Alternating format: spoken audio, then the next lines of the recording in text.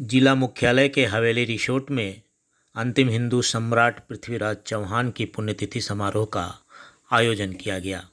समारोह का उद्घाटन केरल व नागालैंड के राज्यपाल रहे औरंगाबाद के पूर्व सांसद निखिल कुमार, पूर्व आईएएस अधिकारी राम उपदेश सिंह, महाराजा कॉलेज आरा के पूर्व प्राचार्य डॉक्टर सुरेंद्र नारायण सिंह, नवीनगर विधायक विजय कुमार सिंह, पृथ्वीराज चौहान ट्रस्ट के जिलाध्यक्ष राघवेंद्र प्रताप नारायण सिंह, आयोजन के अध्यक्ष रामानुज पांडे ने संयुक्त रूप से पुष्प अर्पित एवं दीप प्रज्वलित कर की।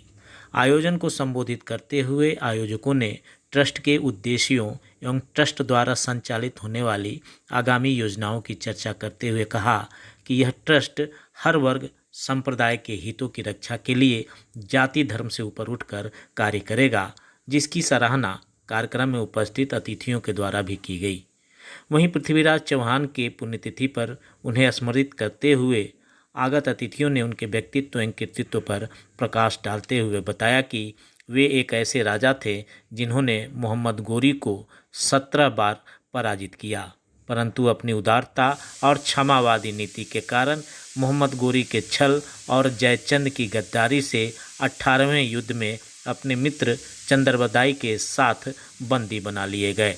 लेकिन चंदरबरदाई की सूझबूझ से शब्दभेदी बाण का प्रयोग करते हुए पृथ्वीराज ने न सिर्फ भरी सभा में मोहम्मद गोरी को मौत के घाट उतार दिया, बल्कि भारतीय संस्कृति की रक्षा और अपने स्वाभिमान के कारण चंदरबरदाई के साथ अपनी जीवन लीला समाप्त कर ली। पृथ्वीराज की मौत की खबर सुनकर उनकी पत्नी संयोगिता, जो जयचंद की बेटी भी थी, ने जौहर कर लिया।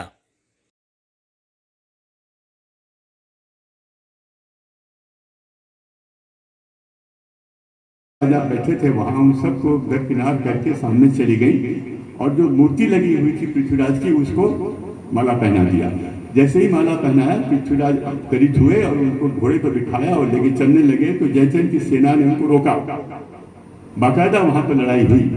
लड़ाई में बहुत मारकाट मची, बहुत सारे लोग घायल हुए, मारे गए, लेकिन पृथ्वीराज उनको लेकर के चले गए। तो असली कहानी ये है।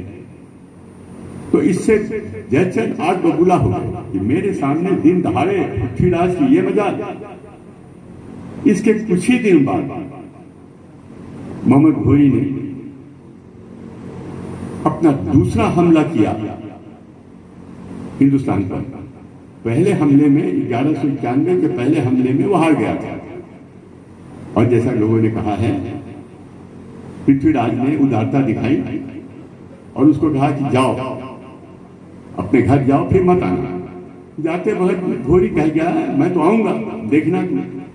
और तब भी पृथ्वीराज ने कुछ नहीं किया। ये उनकी महान गलती थी। आपसे मैंने कहा था कि मैं कुछ नेगेटिव बात बोलूंगा तो आप नाराज मत होइएगा, तो ये नेगेटिव बात है। पृथ्वीराज को उसको वापस नहीं जाने देना चाहिए था। ये तत्कालीन जो भी सैन्य नीतियां होती थी उसमें ये मान्य था कि साहब आप जो है बंदी बना लीजिए और अपने बंदी के साथ कुछ भी व्यवहार कर सकते हैं। उन्होंने नहीं किया। तो गौरी अगले साल आए और अपनी सेना से 1.5 गुना ज्यादा सेना लेकर के आए। तब तक क्या हुआ कि एक बात आप बड़ी इंटरेस्टिंग है, सुन लीजिए। पृथ्वीराज की सेना में एक टैक्टिक था, स्ट्रेटेजी थी, रणनीति थी। वो क्या थी? उसके 3 विंग थे, बायां विंग, बीच वाला विंग और दाहिने वाला विंग।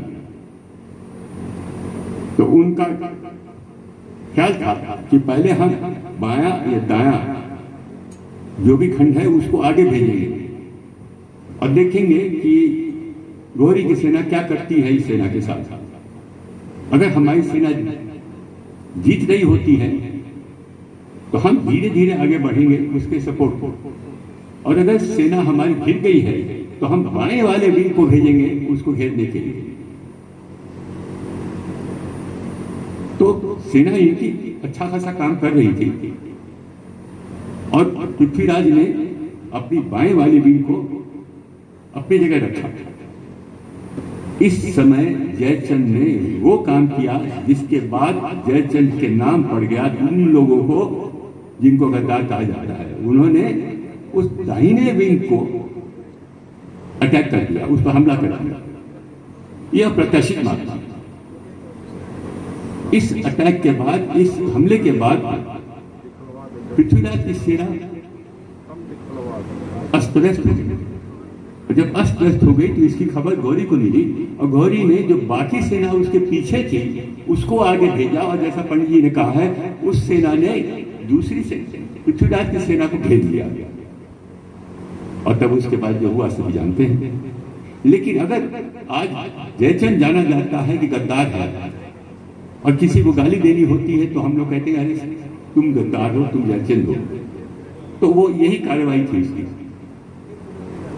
और जिसकी वजह से पृथ्वीराज हार गए, बंदी बना लिए गए।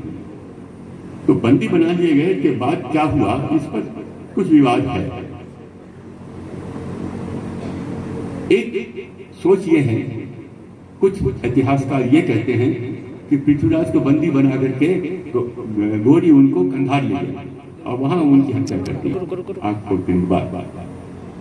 और दूसरा पक्ष ये कहता है जो पंडित जी ने बताया और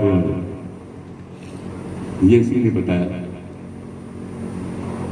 जब बंदी बना लिए गए तब चांद बरदाई ने जो वही सब बातें बताई और इस तरह से वो 4 बांस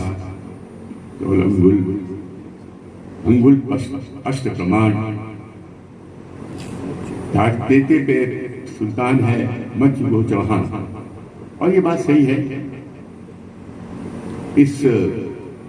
इन दोनों पंक्तियों के बारे में जितना कुछ कहा जाए चांद बरदाई ने लिखा है सही ही होगा। और पृथ्वीराज ने उसका काम तमाम कर दिया। उसके बाद बरदाई ने पृथ्वीराज को कहा कि अब हमारा इस जीवन में अधिक दिन जिंदा रहना ठीक नहीं है, हम लोगों को ये सेना पकड़ लेगी, हम लोग बस 2 ही बच गए हैं, इसलिए क्षमा कीजिएगा। और ये कह करके बरदाई ने पृथ्वीराज को मार दिया और फिर खुद उसने आत्महत्या कर ली, दोनों मर गए। और ये बात सही है कि जब ये खबर पहुंची इस योगिता के पास तो उसने जौहर कर दिया। तो 4 लाशें गिर गई थोड़ी थोड़ी देर में एक ही घटना के बाद। ये तो बहुत संक्षेप में पृथ्वीराज की कहानी है।